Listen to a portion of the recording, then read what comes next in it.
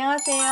경리선왕의 강경리입니다. 오늘은 쌀포라는 한자 들어간 한자들을 좀 보시겠습니다. 구독, 좋아요 눌러주시고 오늘 이 쌀포가 들어가면 어떤 자들이 있는지 한번 보시겠습니다.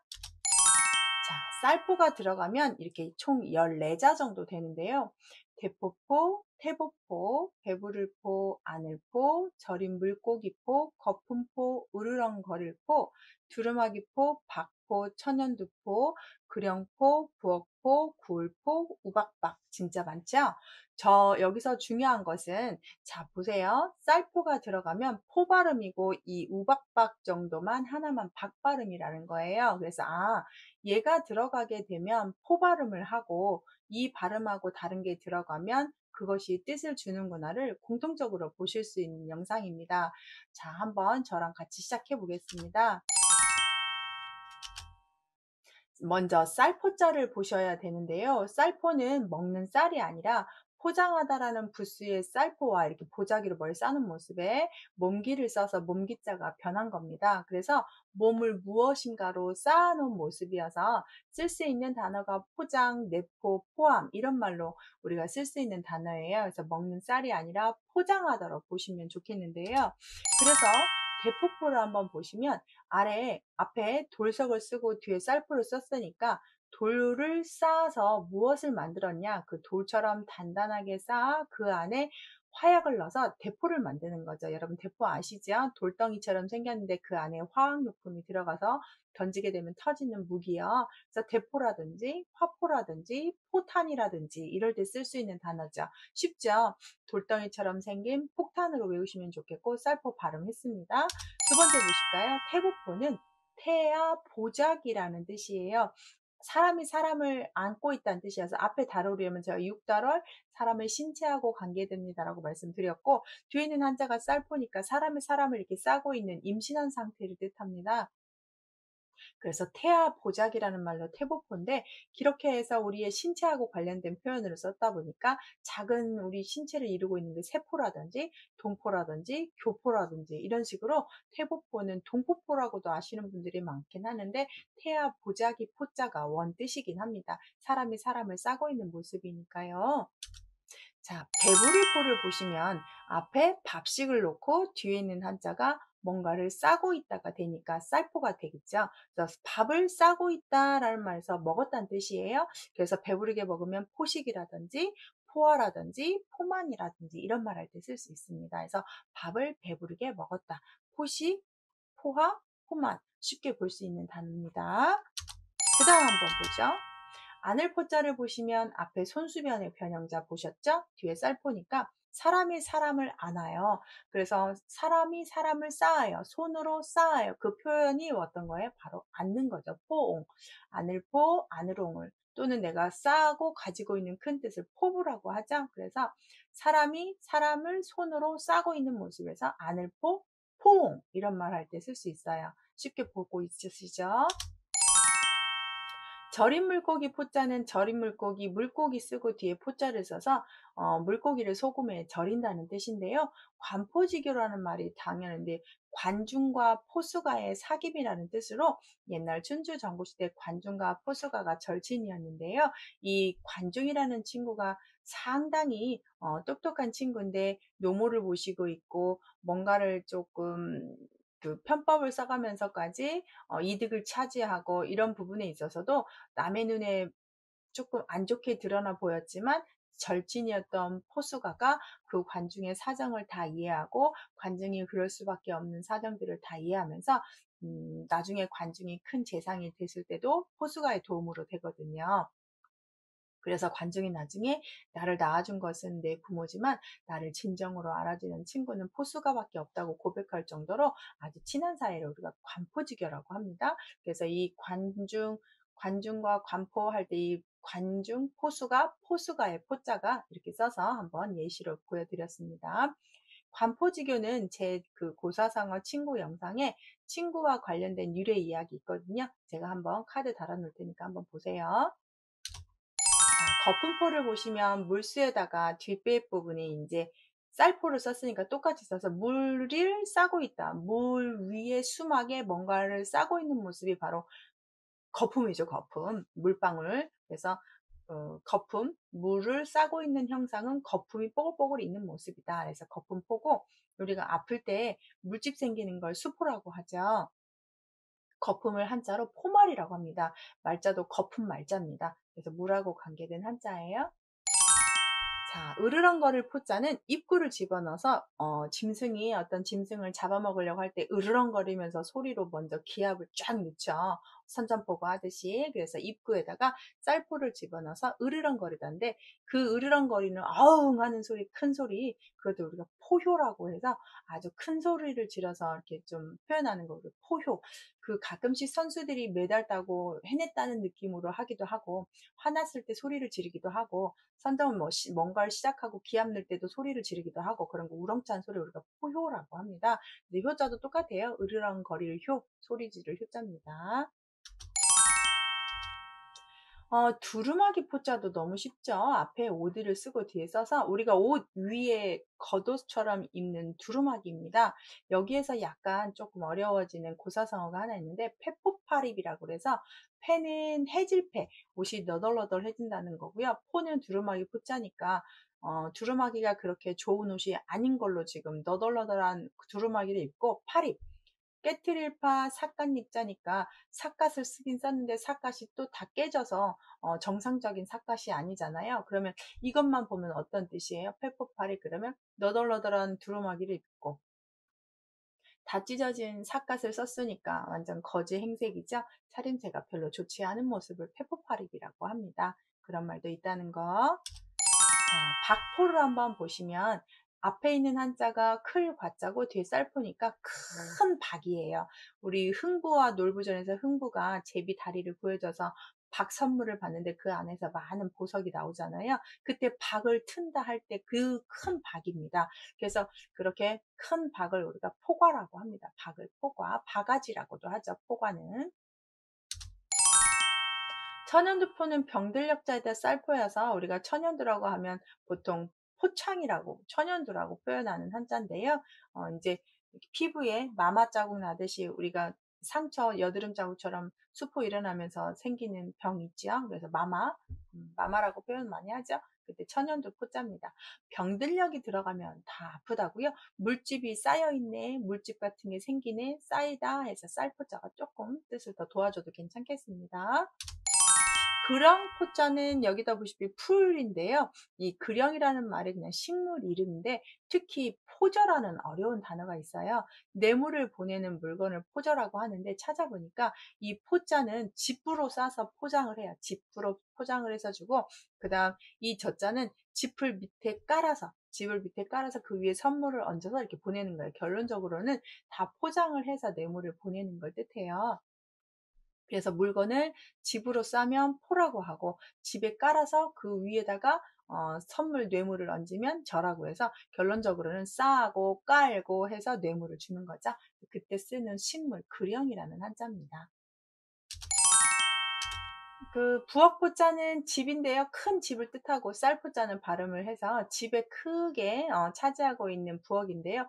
포정해우, 포주라고 하는데, 우리가 푸주간이라고 하는 푸주가 원래 포주에서 오는데 여기에 부엌이라고 합니다. 주자도 부엌, 주자가 되겠습니다. 포정해우는 4번급 수 정도에 나올 때 한번 나오는 건데, 포정이 보시면 이렇게 부엌에 있는 장정이 칼을 하나 들고 소를 아주 해부를 하는데요. 일명 백정이 소를 잡아서 부위별로 착착착착 나누듯이 아주 일을 잘하는 것, 전문가적으로 일을 잘할 때 우리가 포정해우라고 합니다. 푸주간에 있는 백정이 칼을 들고 소를 잘 파헤쳐서 이렇게 해부를 해서 잘 구분짓고 놓는다 해서 포정해우. 가끔씩 횟집에 가면 그 회를 떠올 때 보시면, 회 이렇게 뜨는 모습 상당히 멋지잖아요. 똑같은 칼로림인데도 아주 뭐 종이짝 같이 이렇게 사선으로 해오기도 하고, 두툼하게 아주 먹음직스럽게 잘 나오기도 하고, 그렇게 전문가적인 칼로림을 할 때 우리가 전문가를 포정해우, 기술이 대단하다고 할 때 포정해우라고 합니다. 구울포는 앞에 불화를 쓰고 뒤에 쌀포를 써서 불에다가 구워서 먹는 거였는데, 포락지형이라는 말이 아주 조금 잔인한 말인데요. 이제 중국에서는 임금이 여자한테 한번 빠지면 폭정을 많이 하잖아요. 하운주 시대의 마지막인 주나라의 그 왕이 폭군 중에 상나라 은나라를 상나라라고 하는데, 상나라 은나라의 주왕이 달기라는 여자를 만나서 정사를 잘 못하게 됩니다. 그래서 이 달기라는 여자랑 놀고 먹고 하려고 주지웅님이라고 하는 고사성 아시죠? 연못에다가 술 다 퍼서 놓고 그다음에 고기를 걸어 놓고 먹는 게, 꼭 숲에 고기가 달려 있는 게, 고기 숲을 만들어서 술 먹고 고기 먹고 노는 유흥을 즐기는 모습을 우리가 주지웅님이라고 해요. 그 주왕이 다시 그 달기라는 여자하고 어떤 형벌을 만드냐면, 이런 포락지형이라는 형벌을 만드는데, 죄인들을 어떻게 죽이냐면요, 구워 죽이는 거예요. 그래서 이게 굴포 지질낙자인데, 구리로 된 그 쇳덩이에다가 기름을 발라요. 기름을 발라서 그 아래다가 불을 지펴서 그 기름 발린 구리 기둥을 다 불에 달군 다음에 그 위에 죄인한테 걸어가라고 합니다. 어떻게 걸어가겠습니까? 그 뜨겁고 너무 힘든 부분을 미끄러지고. 그럼 거기에서 안 죽으려고 발버둥하는 그 죄인의 모습을 보고 달기와 그 주왕이 엄청 웃고 즐거워했다고 합니다. 그런 사람이 세상에 어디 있겠습니까? 그러니까 이제 이 왕이 폭정으로 해서 다른 왕이 다시 등장을 하게 되는 거죠. 그 주왕이. 그래서 포락지형이라는 말이 그때 죄인을 구워 죽이는, 이렇게 지져 죽이는 형벌입니다. 말하기도 좀 그런데 그런 형벌이 있었다는 거. 자, 우박박자 마지막이고요. 포 발음이 팍 됐으니까 얘 같은 경우는 읽기 시험 문제로 잘 나오는 한자 중에 하나입니다. 그래서 위에 날씨하고 관계된 한자를 쓰고 아래다 쌀포를 집어넣어서 비처럼 내리는데 뭔가 이렇게 싸져 있어서 덩어리로 내리니까 눈은 아니고, 그래서 이게 그 우박이잖아요. 우리가 흔히 풍지박상 났다고 하는데 그 풍지가 아니고 바람풍 날비, 바람에 날리고 우박이 흩어지듯이, 그래서 아주 난리가 나는 것을 우리가 풍비박산입니다. 풍지박산 아니고요. 그래서 주의 깊게 보셔야 되겠습니다.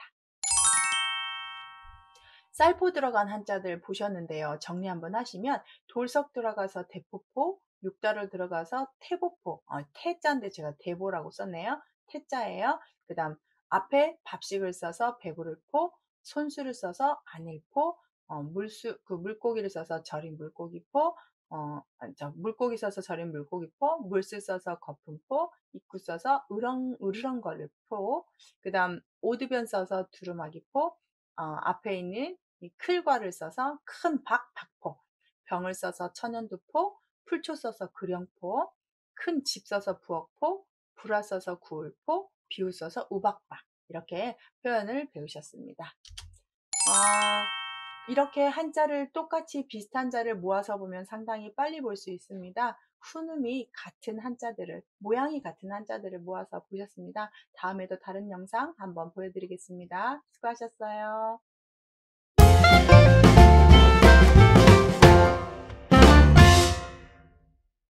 안녕하세요. 경희서당의 강경입니다. 같은 한자가 들어가면 발음이 같습니다. 그리고 추가되는 부수들을 다 뜻으로 해석을 하면 쉽게 10자, 20자도 10분 안에 암기할 수 있는데요.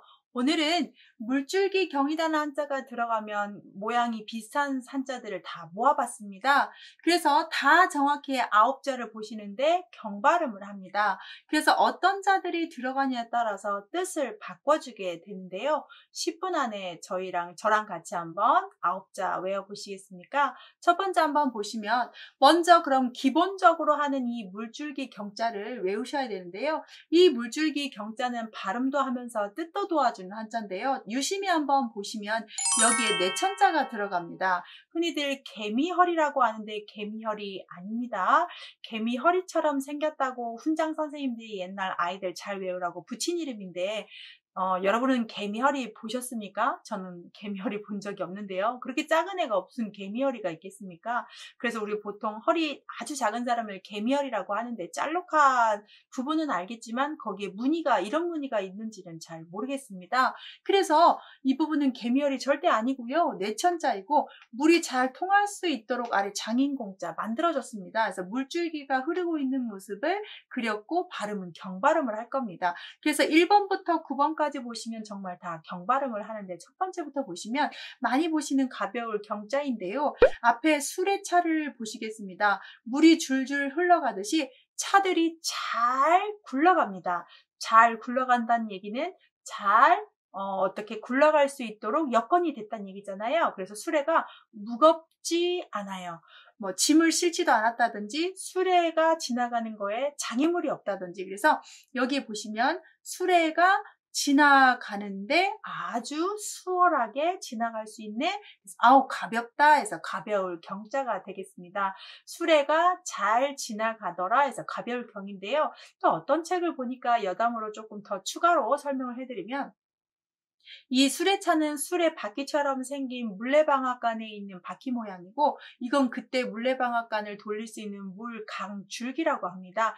폭포처럼 내려오는 줄기가 있지 않겠습니까? 그러면 그렇게 물레방아의 방아에 있는 바퀴를 이렇게 돌리면, 사람이 돌리는 것보다 물의 수력에 의해서 우리가 방아를 찌는 거잖아요. 그래서 물레방아라고 하는 거잖아요. 그것처럼 물레방아의 바퀴를 물줄기로 돌리니까 힘이 덜 드네, 그래서 가볍네, 이렇게 하는 해석들도 있습니다. 그래서 제가 정리를 하자면, 첫 번째는 수레가 가볍게 되어서 물줄기가 줄줄 흐르듯이 수레가 잘 나간다가 있고, 두 번째는 물레방앗간에 있는 수레를 물줄기가 돌려줘서 힘이 적게 들었구나 해서 가볍다, 이렇게 해석하시면 좋겠고요. 이 가벼울 경은 정말 5급부터 등장을 하는 기본 한자인데, 왜냐, 우리가 일상생활에 많이 쓰기 때문에 그렇습니다. 그래서 단어들을 보면 가볍다, 무겁다 하면 경중이라든지, 가벼운 차를 경차라고 한다든지, 근데 가볍다라고 표현하면 경솔하다, 경시하다,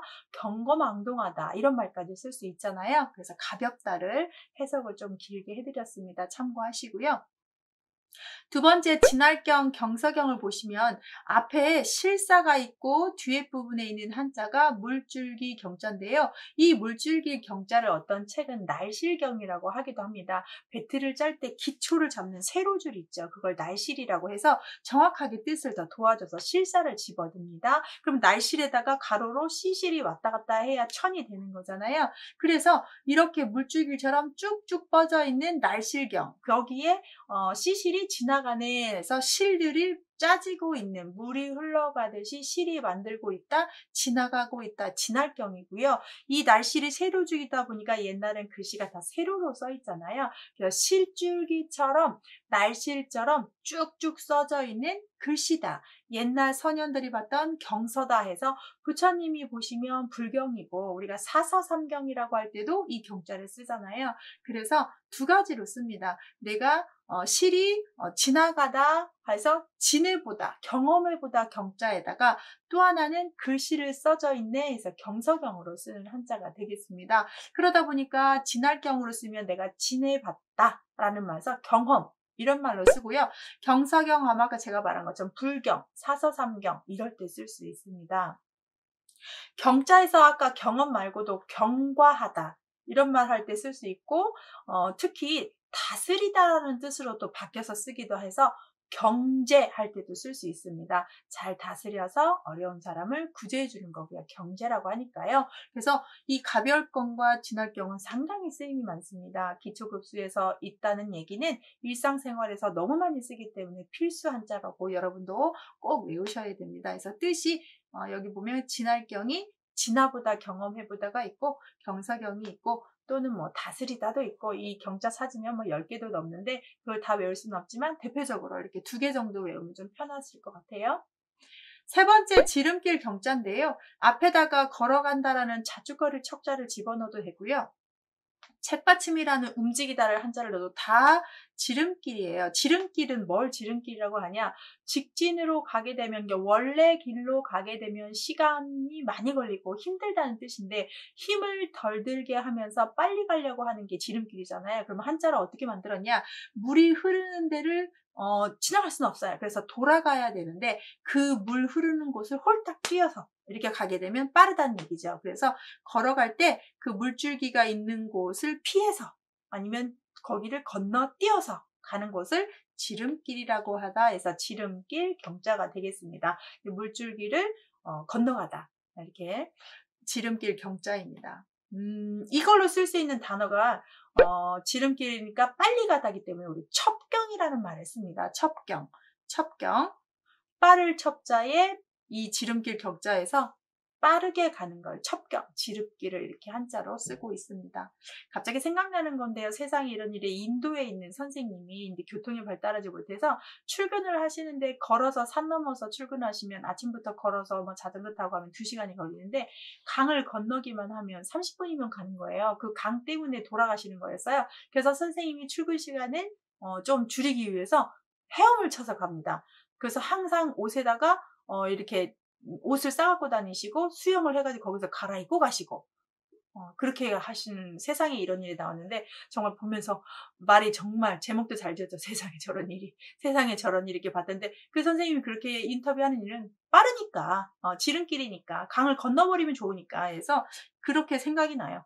강을 건너버리는 거. 네 번째 보시면 목경인데요. 우리 머리 뒷부분에 있는 목에 있는 뼈를 경추라고 하죠. 그래서 목에 물 흐르듯이 혈액순환이 잘 돼야 된다. 뇌로 가는 피가 활발하게 왔다 갔다 해서 막히지 않아야 되잖아요. 그래서 아주 목이 중요하죠. 목에 물줄기 흐르듯이 혈액이 잘 흐르는 곳, 목이다. 그래서 우리가 경추다 할 때 쓰는 경자가 되겠습니다. 이 목경자로 유명한 고사성어가 있는데, 문경지교라는 고사성어가 있습니다. 내가 친구를 위해서 목을 베어줄 정도의 사귐이다 해서 문경지교라는 고사성어가 있는데요. 그때도 이렇게 목벨문, 목경에서 쓸 수 있는 단어입니다.